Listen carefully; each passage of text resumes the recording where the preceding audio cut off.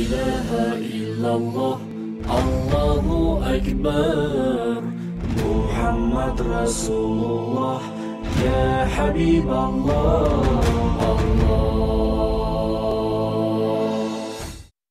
আসসালামু আলাইকুম রহমতুল্লাহি ওয়া বারাকাতুহু।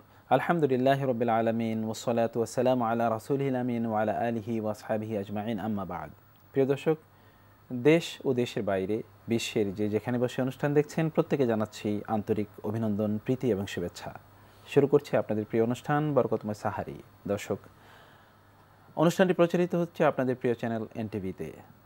আমরা আমাদের এই আয়োজনে বরাবরের মতো কোরআনুল হাকিম থেকে তেলাওয়াত এবং তাফসির দিয়ে শুরু করি। প্রিয় দর্শক, সেই ধারাবাহিকতায় এখন আপনাদের জন্য রয়েছে পবিত্র কালামুল্লাহ হাকিমের তেলাওয়াত এবং সংক্ষিপ্ত তাফসির। আল্লাহু আকবার। আউযু বিল্লাহি মিনাশ শাইতানির রাজীম। বিসমিল্লাহির রাহমানির রাহিম। আউফুল কাইলা ওয়া লা তাকুনু মিনাল মুখসিরিন ওয়াজিনু বিল কিসতাসিল মুস্তাকিম ولا تبخسوا الناس أشياءهم ولا تعثوا في الأرض مفسدين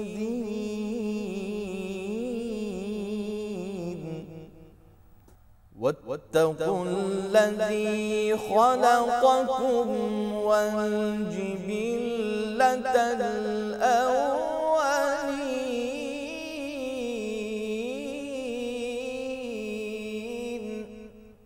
بسم الله الرحمن الرحيم.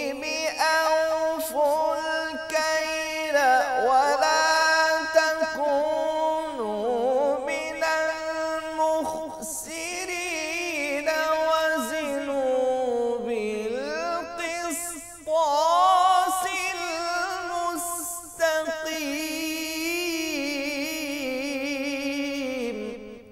ولا تبخسوا الناس أشياءهم ولا تعثوا في الأرض مفسدين واتقوا الذي خلقكم والجبلة الأولين.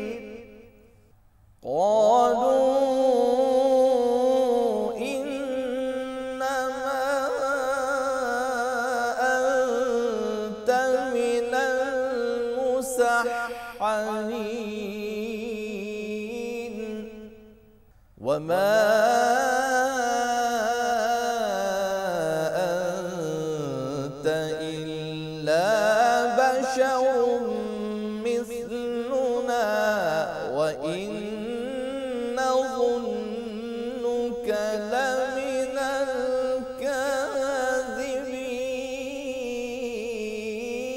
الكاذبين وما أنت إلا بشر مثلنا وإن نظنك لمن الكاذبين فأسقط علينا كسفا من السماء إن كنت من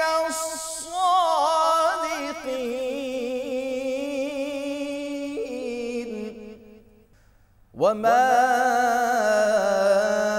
أنت إلا بشر مثلنا وإن نظنك لمن الكاذبين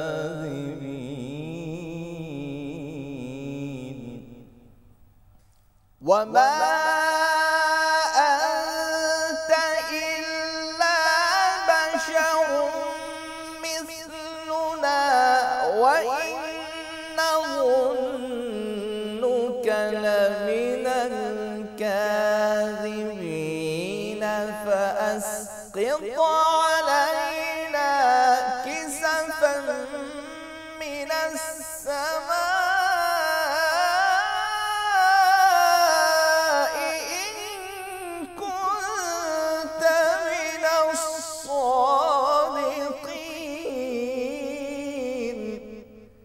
صدق الله العظيم.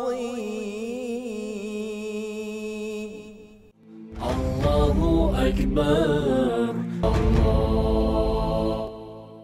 بسم الله الرحمن الرحيم. الحمد لله وكفى وسلام على عباده الذين اصطفى أما بعد.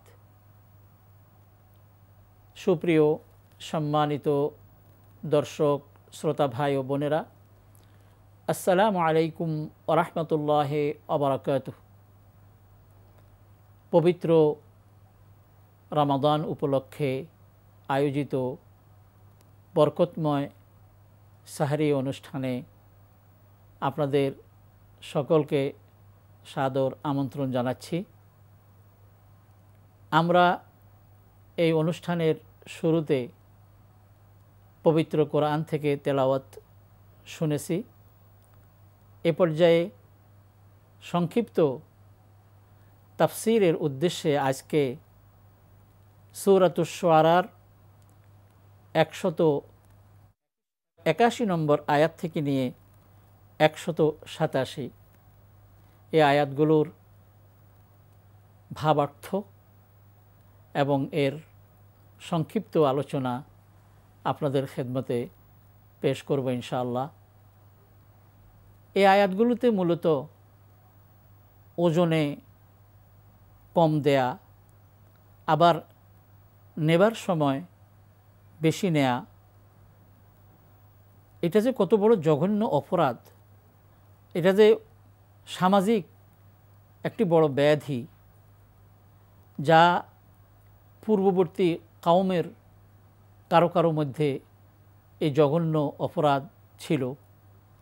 আল্লাহ রাব্বুল আলামিন তাদেরকে সম্বোধন করে তারা যেন এমন গর্হিত কাজ ছেড়ে দেয় সে নির্দেশ দিয়ে তিনি ইরশাদ করেছেন যে তোমরা মাফে পূর্ণ মাত্রায় দেবে, আর মাফে ঘাটতি করে তোমরা ওই সকল ক্ষতিগ্রস্তদের অন্তর্ভুক্ত তোমরা হয়ে যেও না। কারণ তোমরা যদি ওজনে কম দাও, নেয়ার সময় যদি তোমরা বেশি নাও, তাহলে তোমরা হয়ে যাবে ক্ষতিগ্রস্তদের অন্তর্ভুক্ত, অথবা এর অর্থ হলো তোমরা ওজনকে সঠিকভাবে পরিপূর্ণভাবে তোমরা করো এবং যারা মাপে কম দেয় তাদের অন্তর্ভুক্ত তোমরা হইও না। ওয়াজিনু বিল কিসতাসিল মুস্তাকিম, ওজন করবে সঠিক দাঁড়িপাল্লায়। লোকদেরকে তাদের প্রাপ্য বস্তু কম দিবে না এবং পৃথিবীতে বিপর্যয় ঘটাবে না। তোমরা সেই মহান আল্লাহকে ভয় করো যিনি তোমাদেরকে এবং তোমাদের পূর্বে যারা অতিবাহিত হয়েছে তাদেরকে সৃষ্টি করেছেন। তখন এই দুষ্ট লোকগুলো বলল যে, হে নবী, তুমি তো জাদুগ্রস্তদের অন্তর্ভুক্ত, নাউজুবিল্লাহ, তুমি আমাদের মতোই একজন মানুষ। আমরা মনে করি তুমি মিথ্যাবাদীদের অন্যতম। তুমি যদি সত্যবাদী হও তবে আকাশের এক খণ্ড আমাদের উপর তুমি ফেলে দাও। এ হলো আয়াতগুলোর মূল বক্তব্য। প্রিয় ভাই ও বোনেরা, এই আয়াতগুলো অন্যতম একটি সূরা সূরাতুশ শুআরা থেকে নেওয়া হয়েছে। এই সূরার মধ্যে একেবারে শুরুতে আমরা একটি বিষয় দেখি, সেটা হলো আল্লাহ রাব্বুল আলামিন প্রিয় নবীকে সম্বোধন করে বলেন, লাআল্লাকা বাখিউন নাফসাকা আল্লা ইয়াকুনু মুমিনিন। হে রাসূল, মনে হয় আপনি যেন আপনার নিজের জান দিয়ে ফেলবেন, মানে যেন আপনি মরে যেতে চান এ কারণে যে এরা ঈমান আনে নাই। শুনুন, আমি যদি চাই তাহলে এমন নিদর্শন আমি তাদের সামনে উপস্থিত করতে পারি যে সেটা দেখে তারা তখন ভীত সন্ত্রস্ত হয়ে প্রত্যেকে আমার কথা শুনবে। ফাযাল্লাত আনাকুহুম লাহা খাদিঈন, যে তখন তাদের গর্দান আমার ওই নিদর্শনের সামনে একেবারে নিচু হয়ে যাবে, তারা তখন আনুগত্য স্বীকার করবে। আপনি কোনো চিন্তা করবেন না, আপনি আফসোস করবেন না, আপনার ডিউটি হলো আপনি শুধু পৌঁছিয়ে দেবেন।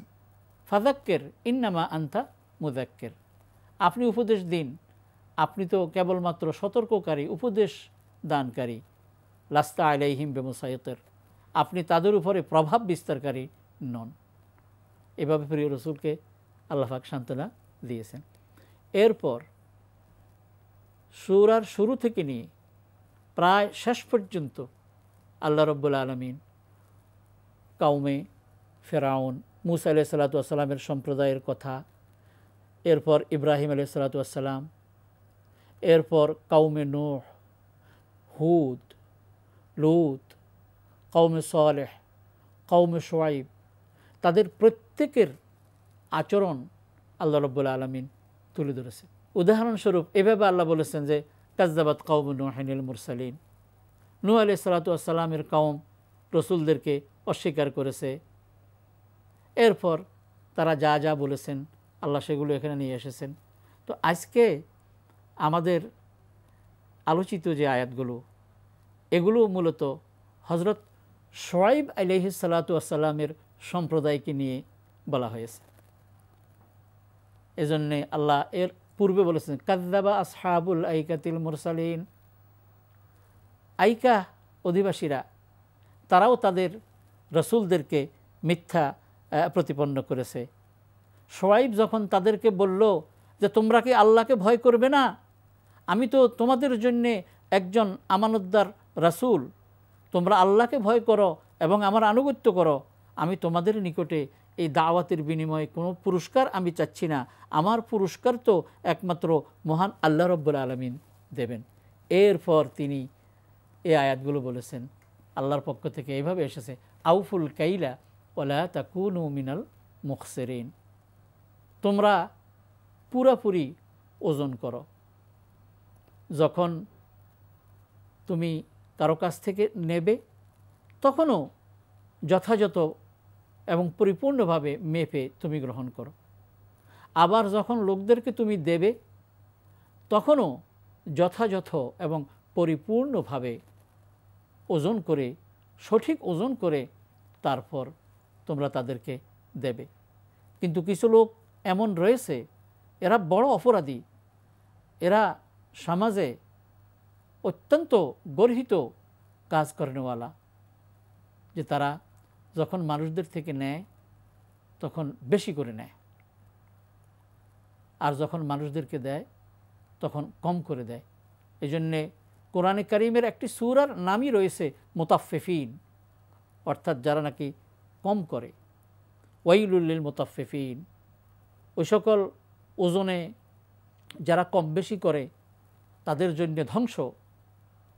আল্লাযীনা ইযা ইক্তালু আলান নাসি ইস্তাউফুন, এরা যখন মানুষদের বিরুদ্ধে, অর্থাৎ মানুষদেরকে যখন নাকি মানুষদের থেকে যখন তারা নিতে চায় তখন একবারে পরিপূর্ণভাবে বেশি বেশি করে তারা কি করে, গ্রহণ করে। ওয়াইজা কালুহুম আও ওয়াজানুহুম ইউখসিরুন, আর যখন তারা মাপে, পাল্লা দিয়ে মাপে অথবা পাত্র দিয়ে যখন নাকি তখন মাপে তখন তারা কম করে দেয়।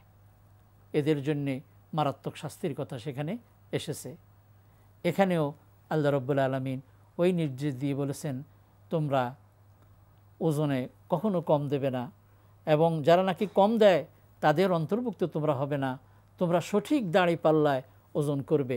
আমরা জানি যে আমাদের সমাজে অনেকের মধ্যেই এই ব্যাধি ছড়িয়ে গেছে যে তারা এমন করে থাকে, বিশেষ করে গ্রামে গঞ্জে। আমার এখনও মনে পড়ে যখন আমরা ছোট ছিলাম, বাজারে মরিচ, ধান, ডাল যাই আপনি বাজারে নিয়ে যান না কেন, সেখানে ওজন দিলে দেখা যায় কম হয়ে গেছে। ব্যাপারটা যেন এমন হয়েছে এটা মেনে নেওয়ার মতো বিষয় হয়ে গেছে। আপনি বাড়ি থেকে মাপার পর একটু বেশি অতিরিক্ত দিয়ে যখন বাজারে নিয়ে যাবেন তখন দেখা যাবে নাউজুবিল্লাহ সেখানে কম হয়ে গেল। আবার এমনও কথা শুনেছি যে ওরা কেনার সময় 20 টাকা করে কিনে, আবার বিক্রির সময়ও 20 টাকা করে বিক্রি করেও তাদের লাভ হয়। কিভাবে এটা সম্ভব হলো?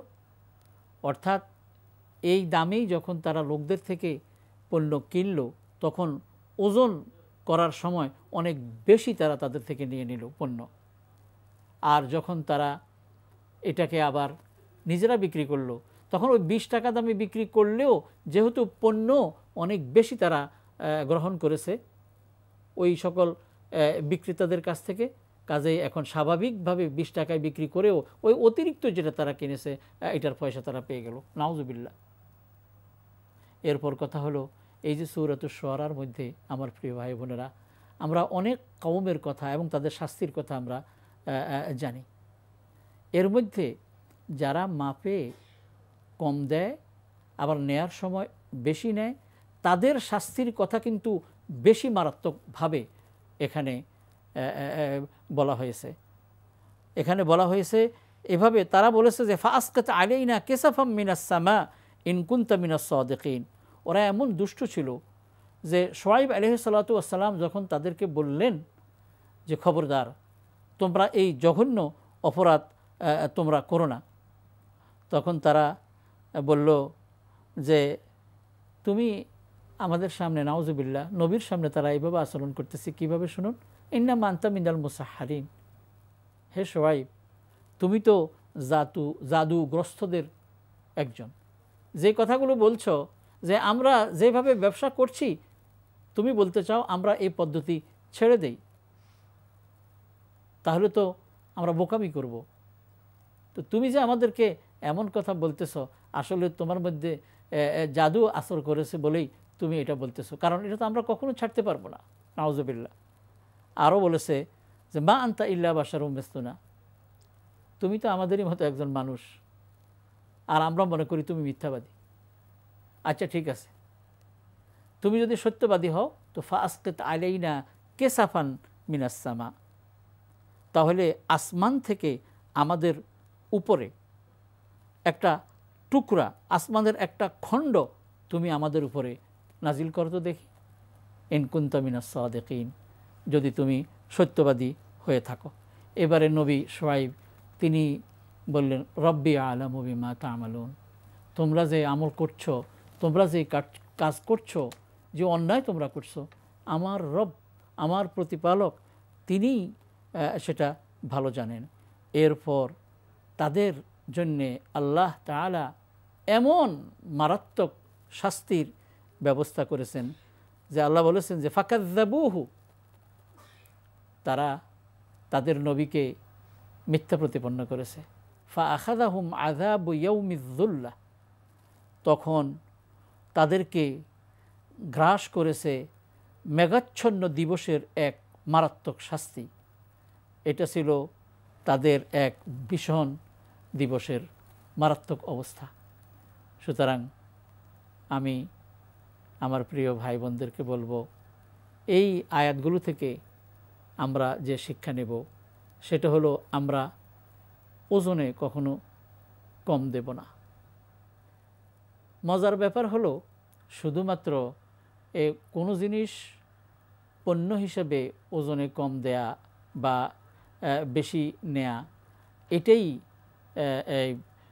উদ্দেশ্য নয়, বরং যে কোনো কাজের ক্ষেত্রে এই কম বেশি দেয়া নেয়ার বিষয় হতে পারে। যেমন আমি কোথাও জব করছি, কিন্তু সেখানে যতটুকু পরিমাণ সময় আমার সেখানে দেওয়ার দরকার ছিল আমি ততটুকু সময় দেই নাই, কিন্তু আমি পারিশ্রমিক পুরোপুরি নিয়েছি, এটাও ঠিক এর পর্যায়ে পড়ে যাবে।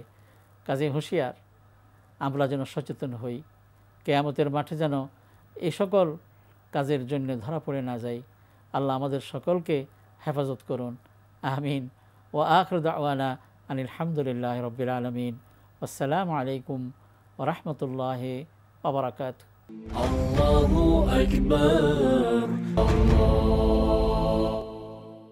রাসূলুল্লাহ সাল্লাল্লাহু আলাইহি ওয়াসাল্লাম রামাদানের লক্ষ্য এবং উদ্দেশ্য সম্পর্কে কি বলেছেন? আল্লাহ সুবহানাহু ওয়া তাআলা কোরআনে রামাদানের এই যে সিয়াম সাধনা কেন তিনি ফরজ করেছেন সে বিষয়ে আল্লাহ সুবহানাহু ওয়া তাআলা আমাদেরকে যা জানিয়েছেন তা কতটুকু আমরা অর্জন করতে পেরেছি তা মূল্যায়নের সময় এসেছে।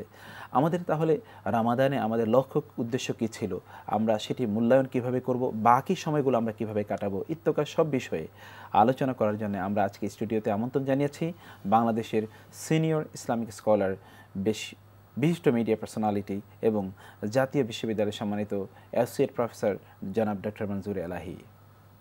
আসসালামু আলাইকুম ওয়া রাহমাতুল্লাহি ওয়া বারাকাতুহু।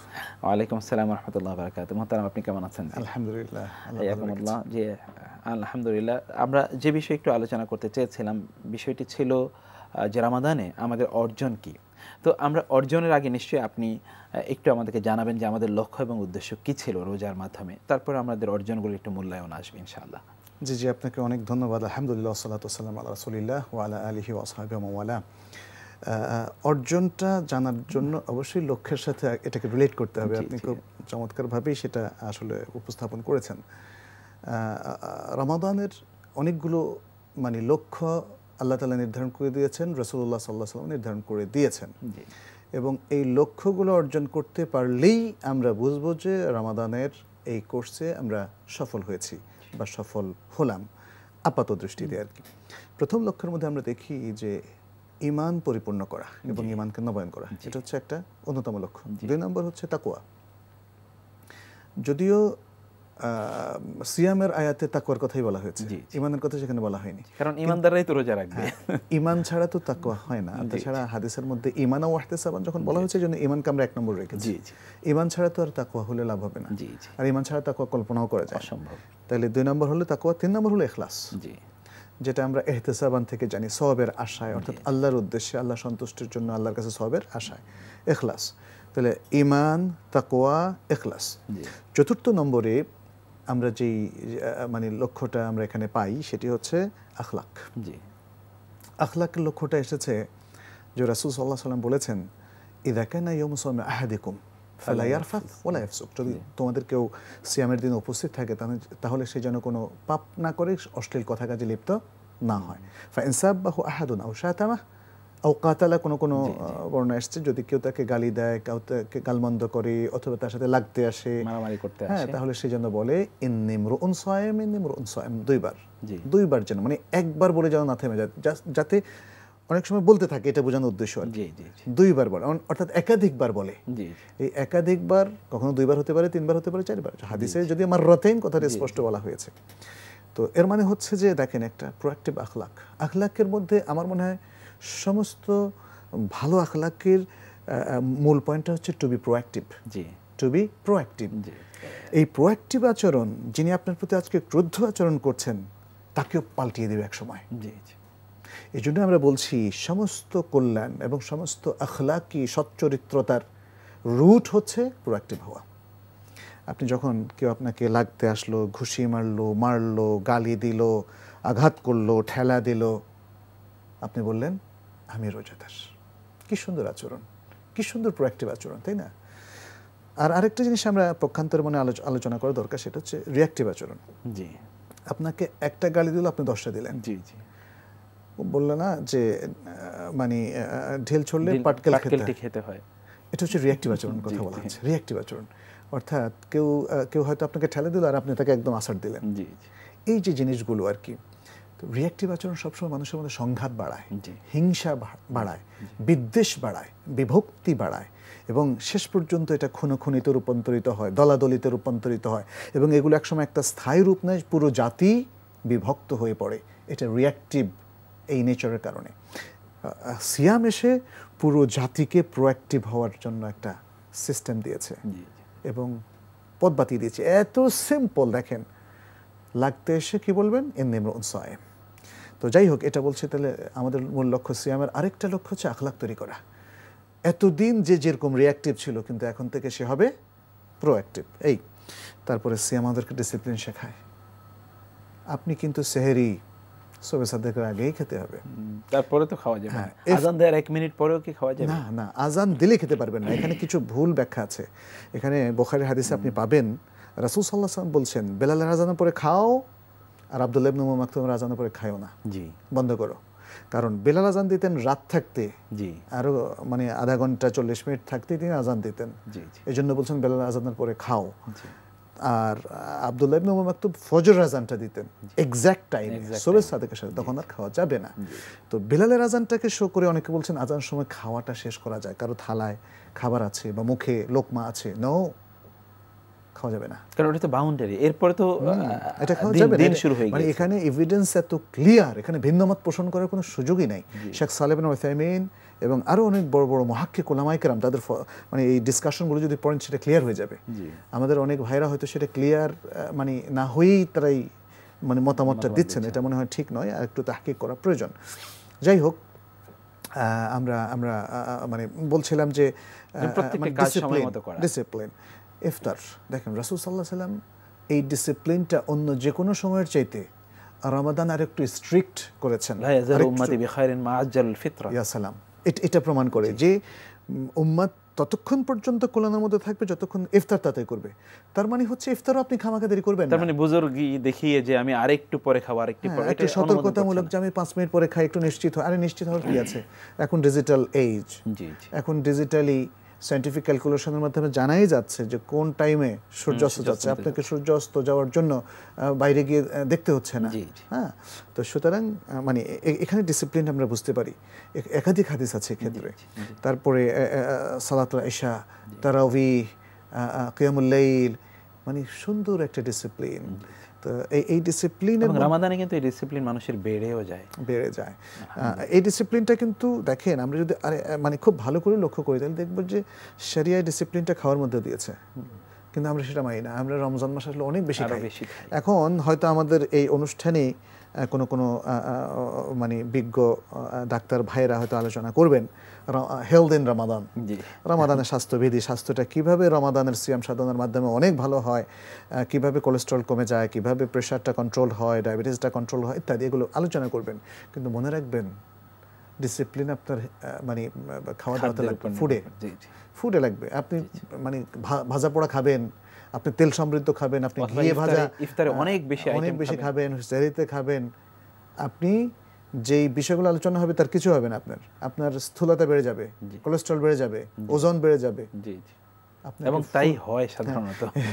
মানে এটা ভেরি আনফরচুনেট। মুসলিম আমরা সংযমের কথা বলি, রমজানের শিক্ষা বলি, হেলথের এগুলো থিওরি বলে যাচ্ছি, কিন্তু প্র্যাকটিস না থাকার কারণে। এবং আমাদের দেশে কিন্তু মাহে রমাদানে কিন্তু এই ফুড আইটেম বেশ করে এগুলোর দাম অনেক গুণ বেড়ে যায়, এবং খুব বাজে জিনিস আসলে মানে রমজানের মধ্যে আমরা খাই।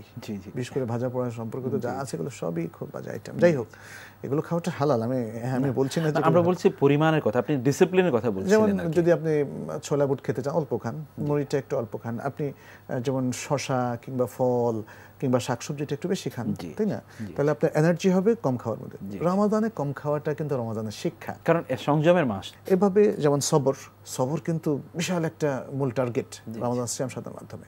তো যেহেতু সময় কম, এরকম আরো অনেক কিছু আমরা বের করতে পারি রমাদানের মাধ্যমে। একটা সুন্দর তারবিয়া, একটা সুন্দর এডুকেশন সিস্টেম চালু করা, পরিবারের অঙ্গ, হ্যাঁ, কোরআনকে আবার নতুন করে মানে বোঝা, উপলব্ধি করা এবং আবার এস্টাবলিশ করা। এই বিষয়গুলো হচ্ছে আমরা সংক্ষেপে যদি মেইন বিষয় বলি, এগুলো হচ্ছে আমাদের আসলে মূল লক্ষ্য রমাদানের মাধ্যমে। এবার আসা যাক অর্জন। আমরা আজকে রমাদানের শেষ দশকে অবস্থান করছি, তাই না? শেষ দশকের কয়েকটা দিন ইতিমধ্যে চলে গিয়েছে। তো সেক্ষেত্রে এখন আমাদের অর্জন নিয়ে একটু ভাবা দরকার। একটু অল্প সময়, যদিও শেষ দশকে আমাদের অন্যান্য অনেক ইন্টেন্সিভ ইবাদত আছে, বাট এর মধ্যে একটা সময় অ্যালোকেট করা দরকার। আমার অর্জন কতটুকু? আমরা যারা ধরুন ব্যবসা করছি অথবা পড়াশোনা করছি অথবা চাকরি করছি, আমরা কি প্রত্যেকটা অর্জন প্রতি মাসে, যারা ব্যবসা করে তারা কি এটা ফাইন্যান্সিয়াল স্টেটমেন্ট তারা তৈরি করে না? না হলে কি তারা কি সামনে ব্যবসা এগিয়ে যেতে পারবে? সে আসলে লস করছে নাকি লাভ করছে, এটা তাকে একটা ক্যালকুলেশন করতেই হয়। তা আমরা এই রমাদানে কেন ক্যালকুলেশন করব না? রমাদান তো আসলে সেই মাস, এটা মুহাসাবার মাস, এটা একটা হিসাব নেওয়া দেওয়ার মাস। আপনি আপনার জাকাত দিচ্ছেন, তাই না? এটা তো তাহলে আপনার সম্পদের একটা হিসাব নিচ্ছেন আপনি, যে আমার এই ফুল সম্পদের মধ্যে কতটুকু জাকাত আসলে রমজানে দিয়ে দিচ্ছেন। আপনি সালাতটা ঠিক মতো করছেন, এতদিন যদি ভুলও হয়ে থাকে কিন্তু আপনি রমজানে ফরজ তো ছাড়ছেনই না, কারণ আপনি তারাবি ছাড়ছেন না, ফরজ ছাড়বেন কি করে? হ্যাঁ, দুর্ভাগ্য সেই ভাইদের যারা মনে করে তারাবি পড়লে তাহলে তার সিয়ামটা ঠিক হবে, ফজর মিস হয়ে যায়, তাই না? এটা দুর্ভাগ্য। যাই হোক, তাহলে আমাকে এখন একটু মিলিয়ে দেখতে হবে আমার এই অর্জনের মধ্যে যেগুলো লক্ষ্য স্থির করা ছিল, সে এখন আমার অর্জনের মধ্যে সেগুলো আসছে কিনা, ইমানটা কমপ্লিট হয়েছে কিনা। হ্যাঁ, আমরা ইমানটা আমার মনে হয় সবচেয়ে ভালনারেবল বা ঝুঁকিপূর্ণ জায়গা আমাদের ইমান। এই সমাজের, শুধু বাংলাদেশি মুসলিম সমাজের কথা বলছি না, সারা বিশ্বের মুসলমানদের এখন সবচেয়ে ঝুঁকিপূর্ণ হয়েছে ইমান। ঠিক, কারণ ইমানের বিভিন্ন মানে বাইরের দিক থেকে ইমানের উপর আঘাত হচ্ছে। আমরা অনেকেই যেমন মূর্তিকে শ্রদ্ধা করা শুরু করেছি, আমরা অনেকে নিজেরা বিবেক প্রসূত, নিজের যুক্তি প্রসূত অনেক কিছু জোর করে কোরআনের বিরুদ্ধে এস্টাবলিশ করার চেষ্টা করছি, হাদিসের ভাষ্যের বিরুদ্ধে কথা বলছি, এবং আমরা অনেকেই ভাবছি যে যারা প্র্যাকটিসিং মুসলিম তাদের মধ্যে গোঁড়ামি আছে, তারা গোঁড়ামির কারণে এই মত পোষণ করে, ওই মত পোষণ করে, আর অন ইসলামিক যে কৃষ্টি কালচার আছে সেগুলোর বিরোধিতা করে। এগুলো কিন্তু যে সমস্ত ভাইয়েরা এই ধরনের ধারণা পোষণ করেন, এটা তাদের ইমানের উপর আঘাত, এবং এই আঘাতটা কি করছে? শয়তান করছে। এটা তারা বুঝতে পারছেন না। এখানে গোঁড়ামের বিষয় নয়। আপনাদের কাছে কোরআন আছে, হাদিস আছে, আপনারা পড়ুন, আপনার সত্য সম্পর্কে অবহিত হন এবং সত্যকে কম্পেয়ার করুন যে কাদের জীবনে সত্য বেশি। আপনারা যারা অন্যের কালচারটাকে ধারণ করছেন, অন্যদের কৃষ্টি কালচার আকিদাকে স্বাগত জানাচ্ছেন এবং ইসলামের সাথে কন্ট্রাডিক্টরি হলেই ইসলামের কালচারটা চাইছে অন্যের, যেমন মঙ্গল যাত্রা বা এই টাইপের কালচারগুলোকে আপনারা আমাদের কালচার আজকে বানাচ্ছেন, তাদের কিন্তু ইমানটা সবচেয়ে ঝুঁকিপূর্ণ।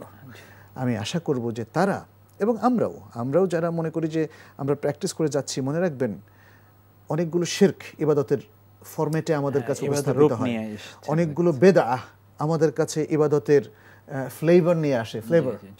এবং তখন আমাদের অনেক ভাইয়েরা যাদের হয়তো জ্ঞানের গ্যাপ আছে, তাদের হয়তো তথ্যের ঘাটতি আছে, তারা তখন ওই শিরকগুলোকে ইবাদত বানায়, তাওহীদ বানায়। তারা হয়তো বেদাতগুলোকে ইবাদত হিসাবে অ্যাকসেপ্ট করে তারা কিন্তু একটা ভয়ঙ্কর ঝুঁকিতে পড়ে যাচ্ছেন। তো সুতরাং সেই জায়গাগুলো কিন্তু আমরা মানে ফিল আপ করতে পারি, পরিমার্জন এবং সংশোধিত করতে পারি। এই অর্জনগুলো নিয়ে যদি আমরা একটু ভাবি। সেকেন্ড হচ্ছে আমাদের বলেছিলাম তাকওয়ার জায়গাটা, ওটা সবচেয়ে ইম্পর্টেন্ট। আমি কি আসলেই আল্লাহ ফিয়ারিং হতে পেরেছি? এই জিনিসটা দরকার। মহতারাম, এই যে দিনে রোজা রাখলো, অর্থাৎ খাদ্য এবং পানীয় থেকে এবং অন্যান্য কাজ থেকে তিনি বিরত থাকলেন, এইটি কি শুধুমাত্র রমজানের সাথে সীমাবদ্ধ? যখন রমজান শেষ হয়, ঈদের দিন থেকেই শুরু হয়ে যায়। এই ব্যক্তি যিনি এতদিন করলেন, তিনি ঈদের দিন থেকেই মনে হচ্ছে যেন একজন মুক্ত কোন একটি শৃঙ্খলা মুক্ত কোন একজন ব্যক্তি, যিনি যাকে এতদিন শেকল বদ্ধ করে রাখা হয়েছে, এখন তিনি শেকল থেকে মুক্ত হয়েছেন, বন্দিশালা থেকে মুক্ত হয়েছেন। যত ধরনের অপরাধ আছে সব অপরাধ তিনি আবার তিনি মানে নতুন করে শুরু করেন। ঈদের দিন থেকে তার ফিল্ম দেখা শুরু হয়, তার নাটক, গান, বাজনা ঈদের দিন থেকেই শুরু হয়। হ্যাঁ, ঈদের দিন থেকে। অথচ ঈদ হচ্ছে ইবাদত, ঈদ হচ্ছে ইবাদত, এটা মহান ইবাদত। যাই হোক, তা বলছিলাম তাকওয়া যেহেতু রমাদানের একটা মেইন কোর্স, অতএব আমাকে একটু খেয়াল রাখতে হবে আমি গোপনে কোনো পাপ করছি কিনা। তাকওয়ার মূল চেতনাই হচ্ছে একদম গোপনীয় কোনো পাপ না করা। ঠিক, একদম গোপনীয় আল্লাহর প্রতি এবং রাসূলুল্লাহ সাল্লাল্লাহু আলাইহি ওয়াসাল্লাম মহব্বত রাখা, ঈমান রাখা এবং তাদের অনুসরণ করা। এটা একটা আমাদের হিসাব নেওয়ার বিষয় আছে। যদি সেটা আমরা একটু আগাতে পারি তাহলে আমাদের তাকওয়া অর্জিত হলো। এরপর আরেকটা জায়গায় আমাদের বিশাল সমস্যা আছে, ইখলাস, সিনসিয়ারিটি। দেখা যাচ্ছে যে আপনার সাথে আমার একটা জিনিস নিয়ে রাগ হলো, আপনি কিন্তু আর হক মানতেছেন না, সত্যকে মানছেন না। আপনি হয়তো বলছেন যে যেটা বলছি তো বলছি, ঠিক। এখানে কিন্তু সিনসিয়ারিটির ঘাটতি। আমরা অনেক সময় মনে করি যে আমারটাই ঠিক, আমরা যে রাগ করি, জেদ করি, এতে যে সিনসিয়ারিটিতে ঘাটতি দেখা দেয় সেটা কিন্তু আমরা খেয়াল করি না। রমাদান এসে আমাদের সিনসিয়ারিটির ঘাটতিটা পূরণ করে। এখন শেষে এসে আমাদেরকে একটু ভাবতে হবে আমি সিনসিয়ারিটির ঘাটতিটা পূরণ করতে পেরেছি কিনা। আমার মনে হয় এই সমাজে, মুসলিম সমাজে এখন সবচেয়ে বড় ঘাটতি হচ্ছে আখলাক। জি, যদি এটা ভুল হয় আমার এই ধারণাটা, তাহলে আমি খুব খুশি হব। একেবারেই ভুল নয়, এটাই বাস্তব। হ্যাঁ, কারণ হলো আজকে দেখেন মানুষের আচরণ এত খারাপ, ভ্যালুসগুলো কমে গেছে, এটা আখলাকে ঘাটতি। আমরা পিতার সাথে ভালো আচরণ করি না, মাতার সাথে ভালো আচরণ করি না, সন্তানের সাথে ভালো আচরণ করি না, ভাইয়ের সাথে আচরণ। আল্লাহর সাথে যার সম্পর্ক ভালো না তিনি অন্যের সাথে কিভাবে সম্পর্ক ভালো করবেন? কিন্তু এখানে অনেক সময় দেখা যায় যে আল্লাহর সাথে তিনি রাতে ঠিকই কাঁদেন, কিন্তু বাহ্যিক মানুষের সাথে কিন্তু খুব খারাপ আচরণ। এবং এটা কিন্তু খুব কন্ট্রাডিক্টরি একটা ডুয়েল ক্যারেক্টার। মানুষের মধ্যে কিন্তু ডুয়েল ক্যারেক্টার তৈরি হলো। আমরা যদি ওয়েস্টে যাই, অর্থাৎ যারা মুসলিম নয় তাদের মাঝে তো আপনি যে আখলাকের কথা বলছেন সেই আখলাক অনেক সময় তাদের কাছে পাওয়া যায়।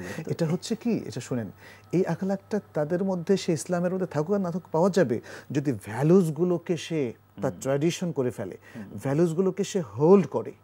কিন্তু এখন মুসলিমদের সবচেয়ে বড় দুর্দশা হচ্ছে সে ভ্যালুসগুলোকে হোল্ড করে না। দেখুন আমাদের সমাজ, মিশরের সমাজ, অনেক মুসলিম সমাজে এখন ঘুষ কিন্তু ভয়ঙ্কর, জেনা ব্যভিচার ভয়ঙ্কর, মদ ভয়ঙ্করভাবে দেখা যায়, ইয়াবা দেখেন আমাদের সংস্কৃতিতে এখন অনেক গুরুত্বপূর্ণ লোকরা ইয়াবা ব্যবসার সাথে জড়িত। তাহলে ভ্যালুসগুলো কোথায় গেল? এখন দেখা যায় খুন খারাপি অনেক বেশি, এখন এখানে জঙ্গি সন্ত্রাসী তৎপরতা অনেক বেড়ে গেছে, মুসলিম সমাজে তো বেড়েছে। আপনি দেখেন যুদ্ধ কিন্তু কোনো ইউরোপিয়ান দেশে নাই, আমেরিকার কোনো রাষ্ট্র আরেক রাষ্ট্রের সাথে যুদ্ধ করছে না, কিন্তু মুসলিমরা ভাতৃঘাতী যুদ্ধের মধ্যে খুব মজা পেয়ে গেছে বলে মনে হয়।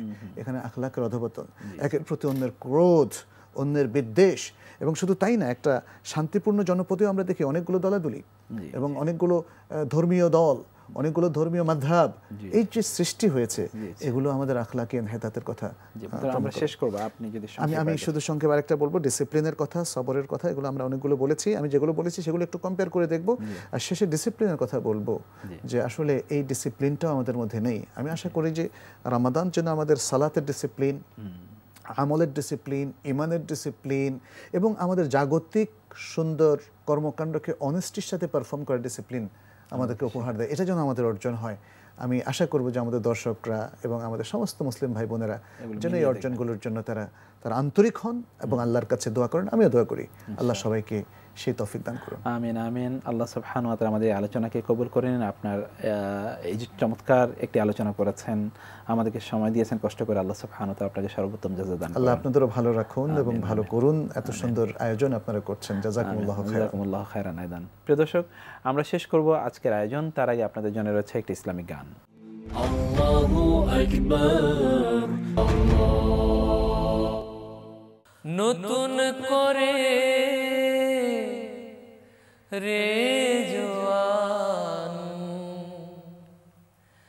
জিন্নাত সাজায়, আজ রোজায় আজ রোজায় আজ রোজায় লাগলো চাবি দোজখেরি দরওয়াজায়, আজ রোজায় আজ রোজায় আজ রোজায়, মসজিদেরি মিনার চুরি আজ বেশতি নিশান ওড়ে,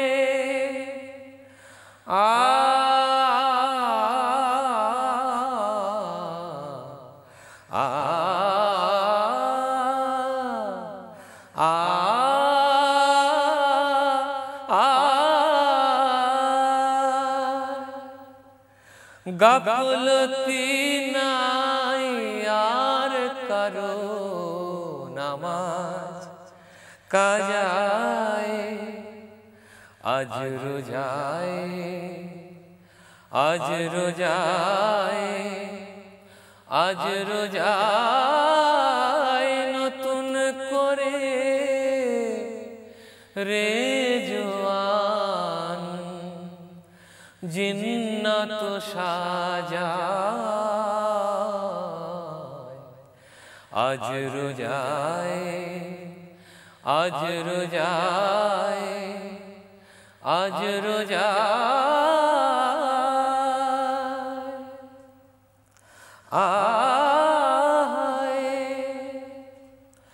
রোজার সবে কদরাতে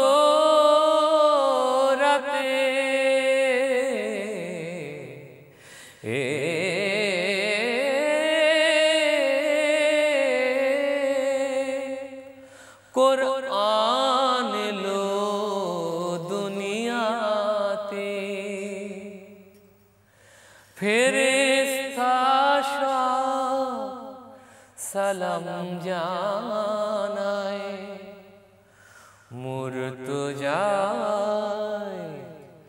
আজ রোজায়, আজ রোজায়, আজ রোজায় নতুন করে রে জওয়ান জিন্নাত সাজায়, আজ রোজায়, আজ রোজায়, আজ রোজায় লাগলো চাবি দোজখেরি দরওয়াজায়, আজ রোজায়, আজ রোজায়, আজ রোজায় নতুন করে রে জওয়ান জিন্নাত সাজায়,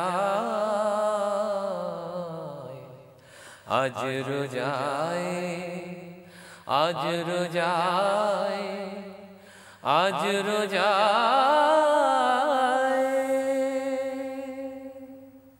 আলহামদুলিল্লাহ প্রিয় দর্শক, আমরা দেখতে দেখতে আমাদের আজকের আয়োজনের শেষের দিকে চলে এসেছি। আমাদের সম্মানিত আলোচক অনেকগুলো মূল্যবান বিষয় আপনাদের দৃষ্টি আকর্ষণ করেছেন। রামাদানের সিয়াম সাধনার মূল উদ্দেশ্য কী, লক্ষ্য কী, সেই বিষয়ে আলোচনা করে তিনি আমাদের অর্জনগুলো কী হওয়া উচিত তার একটা কম্পারেটিভ স্টাডি আমাদের সামনে উপস্থাপন করেছেন। চলুন আমরা দেখে নেই লক্ষ্য কী ছিল আমাদের আর অর্জনও আমাদের কী হয়েছে। প্রিয় দর্শক, আমরা শেষ করার আগে আপনাদেরকে আবার অনুরোধ করছি, যারা আমাদের অনুষ্ঠান দেখতে চান তারা লগ ইন করুন www.ntvbd.com। প্রিয় দর্শক, আজকের মতো এখানে বিদায় নিচ্ছি। দেখা হবে আগামীকাল একই সময়ে একই চ্যানেলে। ততক্ষণ পর্যন্ত সকলেই ভালো থাকুন। আল্লাহ হাফেজ। ওয়াসসালামু আলাইকুম ওয়া রাহমাতুল্লাহি ওয়া বারাকাতুহু। আল্লাহু আকবার, আল্লাহু আকবার, ইন্নাকা আনতাস সামিউল আলিম, ওয়া লা ইল্লাল্লাহ আজিজুল হাকীম।